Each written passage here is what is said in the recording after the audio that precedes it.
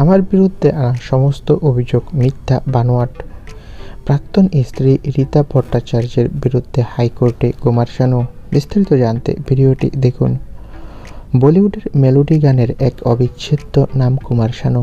4 দশকের বেশি সময় ধরে যার কণ্ঠে তৈরি হয়েছে অগণিত সুপারহিট গান, কিন্তু সেই শিল্পীকেই এবার আইনি পথে হাঁটতে হলো ব্যক্তিগত জীবনের এক বিতর্কের কেন্দ্র। মুম্বাই হাইকোর্টে প্রাক্তন স্ত্রী রীতা ভট্টাচার্যের বিরুদ্ধে মানহানির মামলা দায়ের করেছেন কুমার শানু। শুধু তাই না, ক্ষতিপূরণ হিসেবে 30 লক্ষ টাকাও দাবি করেছেন এই গায়ক। প্রশ্ন উঠেছে, হঠাৎ করে কেন এই আইনি পদক্ষেপ নিলেন তিনি? কয়েক মাস আগে সাক্ষাৎকারে রীতা ভট্টাচার্য কুমার শানুর বিরুদ্ধে একাধিক গুরুতর অভিযোগ করেন। তার দাবি ছিল, দাম্পত্য জীবনে শারীরিক ও মানসিক অত্যাচারের শিকার হয়েছেন তিনি।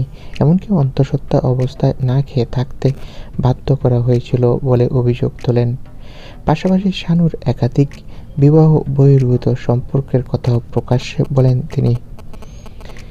এই অভিযোগগুলোকে সম্পূর্ণ অসত্য এবং উদ্দেশ্যপ্রণীত বলে দাবি করেছেন কুমার শানু। গত সেপ্টেম্বরেই তার আইনজীবীর মাধ্যমে রীতাকে আইনি নোটিশ পাঠায়। শানুর দাবি, এই সবগুলো বক্তব্য সামাজিক মাধ্যমের সম্মান ও মানসিক স্থিতি ক্ষতিগ্রস্ত করেছে তাকে। তাই সমস্ত সাক্ষাৎকার সরানো এবং ক্ষতিপূরণ আদায়ের জন্যই তিনি আদালতের দ্বারস্থ হয়েছেন।